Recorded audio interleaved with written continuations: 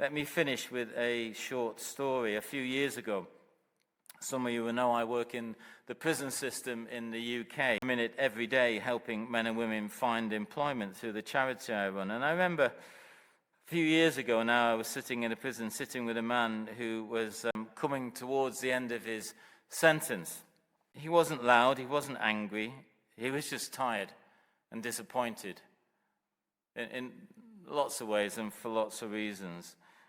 We were talking about what he was going to do, where he was going to get back to his family or his children.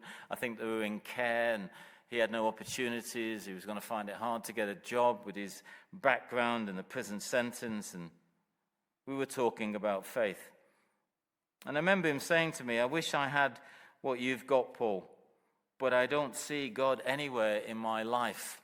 And if I'm honest, at that point, nothing dramatic happened. There wasn't a Billy Graham moment where he dropped to his knees and cried out to the Lord. It wasn't.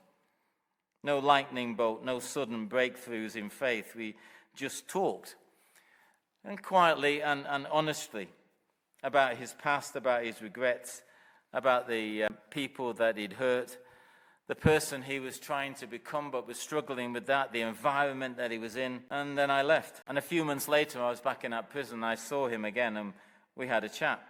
Same prison, same person, same man, but something had shifted. Not massively, not everything was fixed and sorted, but he seemed different when I talked to him.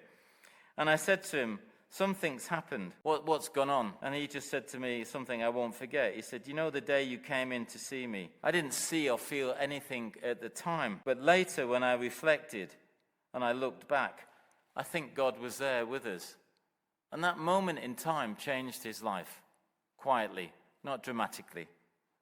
God met him in that prison, in his fear, in his confusion, in his hopelessness, and gave him hope. And it reminded me of those two on the road to Emmaus. They didn't recognize Jesus while he was talking with them.